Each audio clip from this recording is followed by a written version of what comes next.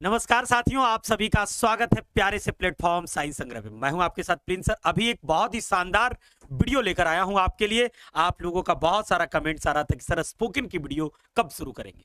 तो स्पोकन की क्लास शुरू हो गई बच्चों। आज आपकी स्पोकन की पहली क्लास है, बहुत ही शानदार। पहली क्लास से ही इंग्लिश बोलना शुरू कर दोगे, ये मेरा वादा है, यकीन मानो। ये वीडियो को पूरा फुल देखना, स्किप मत करना।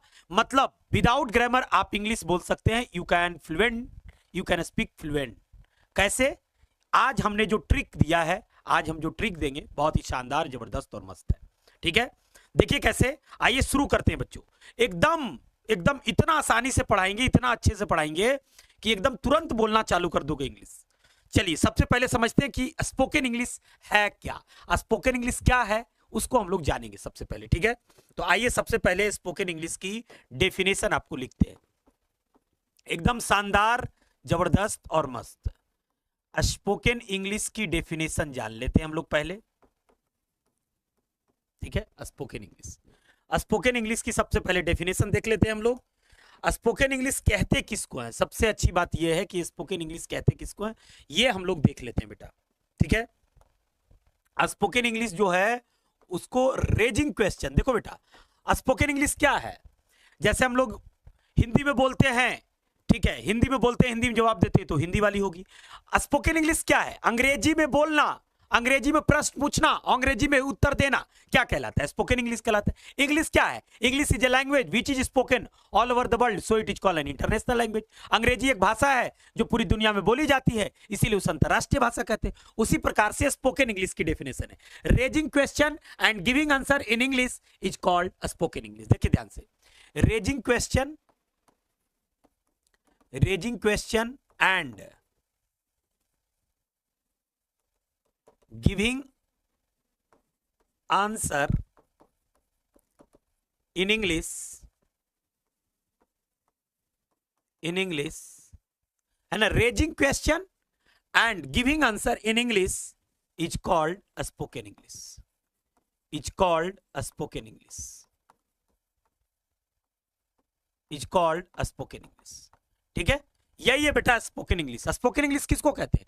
Raising question and giving answer in English.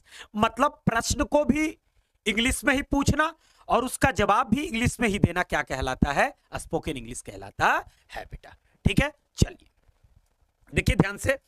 Sir एकदम तुरंत बोलना कैसे शुरू करें? आज हमारा ये डे 1 है बेटा। क्या है? डे 1। डेली इस तरह से हमारा 60 क्लास चलेगा। अगर ये 60 क्लास 60 क्लास की हमारी ये कोर्स है, अगर आप 60 क्लास के वीडियो देख लेते हो तो मैं यकीन आपको दिलाता हूं कि इंग्लिश बहुत ही अच्छा कर दूंगा, बहुत ही अच्छा। मैं आपसे वादा करता हूं। What is the importance of English? Most of the students, बहुत सारे ऐसे स्टूडेंट्स कहते हैं कि सर इंग्लिश हम बोल नहीं पाते हैं। What is the importance of English? If you are going to Kerala but you don't know what is the regional language of, है ना, केरला, तो how will you communicate to another people? तो English is the best way to communicate one other people. Is it possible to learn the all languages? No, it is impossible to learn the all languages. तो what is the best वे? तो English is the best way to communicate one other people. समझ में आ रही बात? तो English का बहुत importance है बेटा। तो मैंने क्या कहा? Raising question and giving answer, है ना, in English is called spoken English. आज हम डे 1 में सीखेंगे पहला, एकदम पहली सीढ़ी चढ़ते हैं बच्चों। डे 1 में आज हम सीखेंगे यूज ऑफ डू और डज। आज की जो हमारी क्लास होगी वो है यूज ऑफ डू और डज। आज हम डू और डज से रिलेटेड इंग्लिश कैसे बोलेंगे, डू और डज से रिलेटेड इंग्लिश कैसे बोलेंगे वो सीखेंगे, यूज ऑफ डू और डज। ठीक है, देखिए सबसे पहले आपको यह समझना है स्पोकन इंग्लिश में, सबसे पहले यह समझना है स्पोकन इंग्लिश में कि हम हैं क्या। देखो, मैं अपने लिए आई हूं, तुम अपने लिए आई हो, जो तुमसे प्रश्न पूछ रहा है यू है। देखो यहां पर खेला आई और यू का समझना है पहले। देखो कैसे समझना है, पहले खेला आई और यू का समझना है। देखो आई और यू है क्या? जिस दिन आपको यह समझ में आ गया आई और यू के बारे में, समझो आप स्पोकन बोलना सीख जाओगे। वीडियो को ध्यान से देखते रहो, बिल्कुल भी स्किप मत करना बेटा, नहीं तो फिर नहीं समझ में आएगा, यह मैं यकीन दिला रहा हूं। ठीक है, मैंने पहले ही कहा बहुत इंपॉर्टेंस है बेटा इंग्लिश का। आई और यू का मतलब यह है, ध्यान से समझो, आई और यू समझ गए, इंग्लिश से बोलना आ गया, एकदम क्लियर बता रहा हूं आपको। क्लियर बता रहा हूं आपको, आई और यू समझ गए, इंग्लिश बोलना आ गया, ये मेरा वादा है, यकीन मानो। देखो कैसे, ठीक है। अगर आपसे कोई पूछ रहा है, मान लीजिए मैं हूं, ठीक है, और तुम मेरे सामने खड़े हो, ध्यान से समझो, मैं हूं और मेरे सामने तुम खड़े हो, ठीक। तो मैं तुम्हारे लिए क्या हूं? आई हूं। मैं तुम्हारे लिए आई हूं नहीं। अगर मैं अपने लिए आई हूं, ध्यान से सुनना, मैं क्या कहना चाह रहा हूं, मैं अपने लिए आई हूं और मेरे सामने वाला जो आदमी है वो मेरे लिए यू है। तो प्रश्न कैसे पूछते हैं? प्रश्न यू से पूछते हैं, जवाब आई से मिलता है। देखो, जैसे आपको एक एग्जाम्पल की ओर सेट करता हूं। देखो, जैसे मैंने किसी से प्रश्न पूछा, हमने क्वेश्चन पूछा किसी से, ऐसे हमने ऐसे प्रश्न क्वेश्चन पूछा ऐसे, ठीक है। हमने प्रश्न किसी से ऐसे पूछा, डू से, ठीक है ना, ऐसे पूछा कि डू यू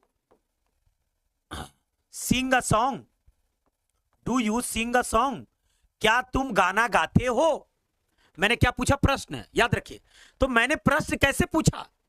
अभी जो मैंने ये क्वेश्चन पूछा, किससे पूछा? यू से, मतलब मेरे सामने वाला। मैं तो अपने लिए आई हूं, मैं अपने लिए आई हूं, लेकिन मेरे सामने वाला क्या है? यू है। तो मैं यू से पूछ रहा हूं कि do you sing a song, तुम गाना गाते हो, तुम गाना गाते हो। समझ मेरी बात, ध्यान से सुनो। मैं यू से पूछ रहा हूं कि तुम गाना गाते हो, तो मेरे लिए मेरे सामने वाला यू है और मैं उसके लिए आई हूं।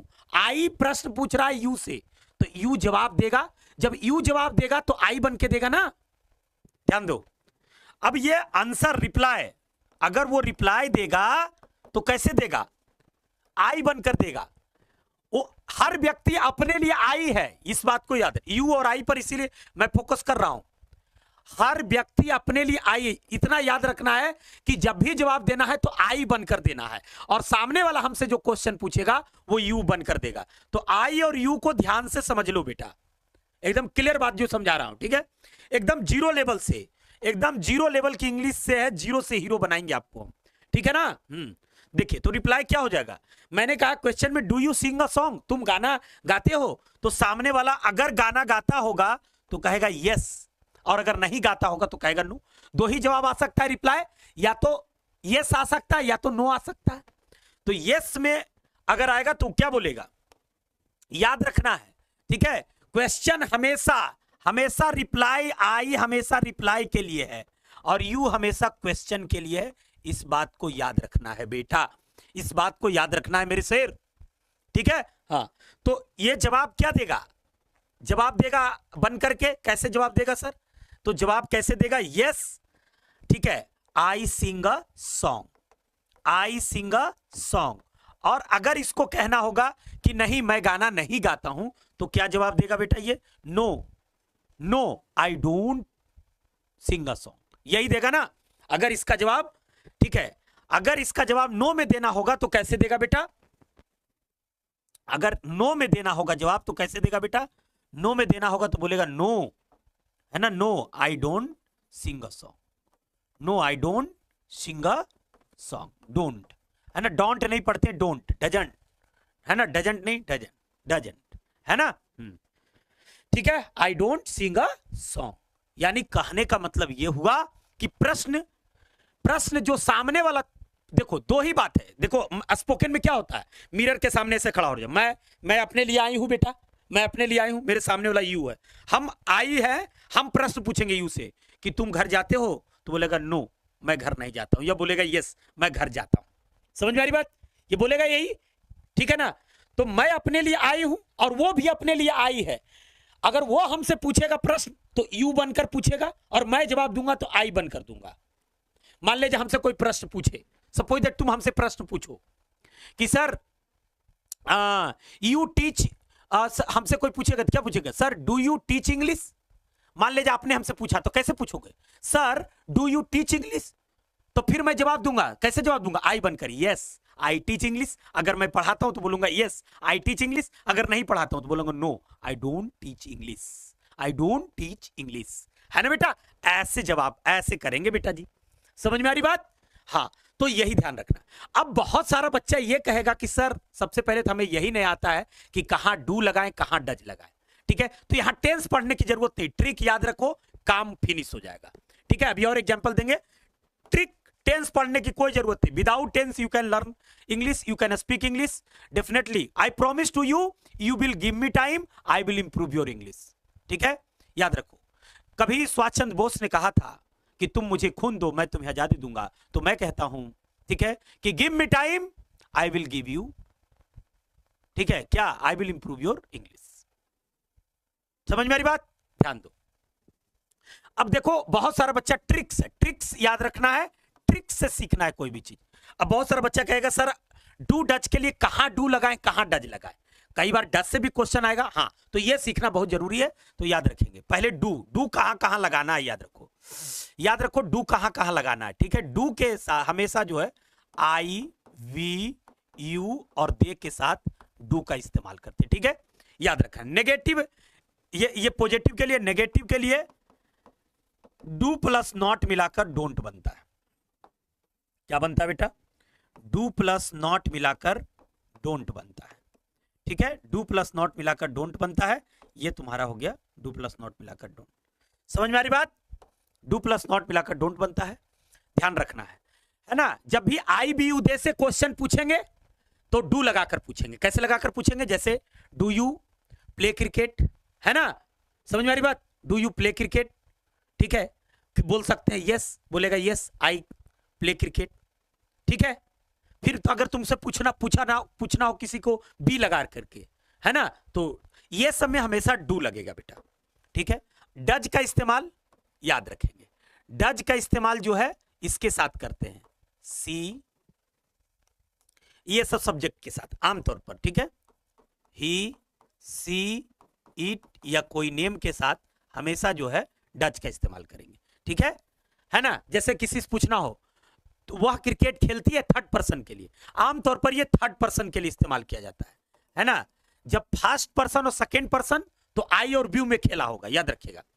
ठीक है, आई और बी में खेला होगा, फर्स्ट पर्सन, समझ में आ रही बात, और सेकेंड पर्सन किस में खेला होगा, आई और बी के साथ। किस में खेला होगा बेटा, आई और बी के साथ, आई और यू के साथ। ठीक है, ये याद रखना है, समझ में आ रही बात। और अगर थर्ड पर्सन के लिए इस्तेमाल करेंगे तो हमेशा ये वाला इस्तेमाल करना है। ठीक है, ये वाला इस्तेमाल करना है, समझ में आ रही बात। जैसे, है ना, और डज प्लस नॉट मिलाकर नेगेटिव के लिए डजंट का इस्तेमाल करेंगे या डज नॉट, दोनों कर सकते, लेकिन हालांकि ये वाला ज्यादा अच्छा रहेगा, डजंट। ठीक है बेटा, क्लियर हो गया यहां तक, क्लियर हो गया यहां तक, ये ध्यान में रखना पड़ेगा आपको। ठीक है, ये ध्यान में रखना पड़ेगा आपको। ठीक है, अब देखो कहोगे सर डू से क्वेश्चन आपने पूछना सिखा दिया, थोड़ा डज से सिखाइए, और एक दो एग्जांपल ले लेते हैं। देखो और प्रैक्टिस करते बेटा, इसी तरीके से घर में अगर कोई नहीं है, सामने मिरर के पास खड़ा हो जाओ, प्रैक्टिस करो। हर दिन ऐसी प्रैक्टिस सेशन आपके लिए लेकर आते रहेंगे, मतलब एकदम शुरू से बोलना सीखो, नो ग्रामर। आजकल क्या है, 3 महीना ग्रामर पढ़ने में कर देता है ना, 3 महीना ग्रामर पढ़ने में कर देगा, 4 महीना में इंग्लिश खत्म हो गया। ग्रामर पढ़ाता है स्पोकन इंग्लिश, अरे स्पोकन का मतलब है कि एकदम शुरू दिन से स्पोकन, तो यही बाबा के स्टाइल में पढ़ो, प्रिंस बाबा का स्टाइल में स्पोकन पढ़ो और काम फिनिश करो। जैसे आपसे क्वेश्चन, फिर से हम एक क्वेश्चन लेते हैं पहले डू वाला से। जैसे हमने पूछा डू यू प्ले क्रिकेट, हमने यू से पूछा, अब यू जो है आई बनकर जवाब देगा। क्वेश्चन हमने यू बनकर पूछा, क्वेश्चन हमने क्या बनकर पूछा बेटा, यू बनकर पूछा, क्वेश्चन हमने पूछा, अब रिप्लाई क्या आएगा उसका जवाब, या तो रिप्लाई यस में होगा या तो नो में होगा। अरे रिप्लाई दो ये चीज में ना होता है, हो या तो यस में या तो नो में, है ना, तो यस, यस, है ना, यस। अगर खेलता है तो लिखेगा यस आई प्ले क्रिकेट, अगर नहीं खेलता है तो लिखेगा no I don't play cricket. यही हो सकता है दो जवाब, no I don't play cricket. समझ में आई बात बेटा, है ना, तो इस प्रकार से जवाब आपको देते रहना है। अब सवाल है कि सर डू और डज वाला थोड़ा एगो करा दीजिए, अच्छा रहेगा, ये भी प्रैक्टिस हम लोग करेंगे। चलिए लीजिए डू और डज वाला क्वेश्चन हम किसी से पूछेंगे थर्ड पर्सन में, ऐसे डज सी प्ले क्रिकेट। और याद रखना है एगो बात बेटा, ये कि जैसी डू डज लग जाएगा जिस सेंटेंस में, उसके साथ हमेशा भी बनाएगा, ये भी ट्रिक है। ट्रिक नंबर 2 याद रखेंगे, ट्रिक नंबर 2 क्या ट्रिक है, उधर तो ट्रिक दे दिए, ट्रिक नंबर 2 क्या है याद रखेंगे। ठीक है, अगर डू डज, ठीक है, तब भी इसके साथ V1 आएगा, यानी वर्ब की फर्स्ट फॉर्म। अगर डोंट, डजंट ये सब सेंटेंस में लगा हुआ है तब भी इसके साथ क्या आएगा, V1 आएगा, याद रखना है, ठीक है। और I we you they simple में याद रखेंगे, I we you they simple form में रहेगा ये, ठीक है। सिंपल फॉर्म में हमेशा क्या लेगा ये, सिंपल फॉर्म में हमेशा क्या लेगा, V1 लेगा, ठीक है। क्या लेगा बेटा, V1 लेगा, समझ में आ रही बात, और है ना। और ही सीट सिंपल फॉर्म में क्या लेगा बेटा, V5 लेगा। ये बात तुम लोग को इतना याद रखना पड़ेगा, ठीक है, थोड़ा सा तो याद रखना पड़ेगा, इसको नोट कर लीजिएगा, V5 लेगा, है ना। जैसे देखो यहां पर बता रहे हैं, जैसे डज लग गया तो डज लग गया तो V1 ले लिया ना बेटा, V1 लिया कि नहीं। Does C play cricket, third person से पूछ रहे हैं क्या वो क्रिकेट खेलती है, तो थर्ड पर्सन ना जवाब देगी कि वो खेलती है कि नहीं खेलती है। अगर खेलती है तो कहेगी यस, जवाब क्या हो जाएगा, यस, यस सी प्लेज। देखो इसमें डू डज नहीं लगा हुआ है, जेकरा में डू डज नहीं लगा रहेगा और ही सीट कोई नेम रहेगा तो समझ जाना वो V5 लेगा, और जेकरा में डू डज लग जाएगा तो समझ जाना V1 लेगा, और जेकरा में डू डज नहीं लगा रहेगा और आई बी यू दे रहेगा तो V1 लेगा। इस बात को याद रखना है। तो यस सी प्लेज, देखो इसमें डू डज नहीं है तो प्लेज लगाएंगे ना, तो ही सीट के साथ क्या लिखे हैं, V5 लिखे हैं, है ना। हाँ तो एस सी प्लेज क्रिकेट, ठीक है बेटा, जवाब मिल गया। अगर क्रिकेट नहीं खेलती है तो क्या लिखेगी, नो, तो नो लग जाएगा, तो नो के साथ क्या लगेगा, नो के साथ डजंट आ जाएगा, नो, है ना, no she doesn't play cricket. बोले थे कि जैसी डू डज लगेगा, देखो ऊपर में लिखा हुआ है, तो उसके साथ V1, देखो क्या बोले, डू डज लग जाए तब भी V1, डू डोंट लग जाए तब भी V1, I we you they simple रहे फॉर्म में तो V1, ही सीट कोई नेम रहे तो V5 सिंपल फॉर्म में, ठीक है। इस प्रकार से सारा स्पोकन का वीडियो कवर करेंगे बेटा। आज आपके लिए एक छोटी सी वीडियो मैंने स्टैब्लिश की है। बहुत बहुत धन्यवाद साथियों, हमारे साथ जुड़ने के लिए। आपका दिन शुभ और मंगलमय हो। मिलेंगे इसी तरह के नेक्स्ट वीडियो में। और भी कोई मन में सुझाव हो तो दीजिएगा, और वीडियो अच्छा लगे तो जरूर लाइक शेयर कमेंट करिएगा। ऐसे नेक्स्ट वीडियो लेकर आऊंगा और भी चीजों पर क्लियर करूंगा। अभी ये शुरू दिन था। Thank you so much, bye bye, love you all.